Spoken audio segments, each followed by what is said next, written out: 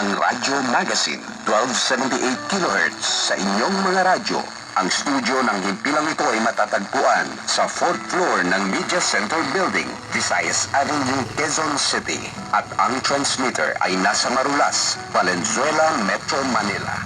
Ang Radyo Magazine ay may lakas na 10,000 watts at nasa pamamahala ng Bureau of Broadcast Services, Residential Broadcast Service.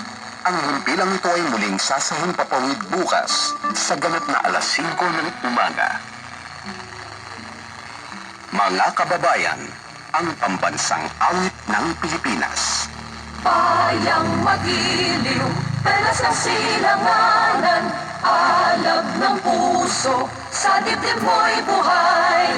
Lupang hinirang, duyan ka ng magiting, sa manlulupig, di ka pasisiit. Sa dagat at bundok, sa simoy at sa langit mong bugaw, may dilagang tula at awit sa paglayang minamahal. Ang kislap ng watawat mo'y tagumpay na nagniningning.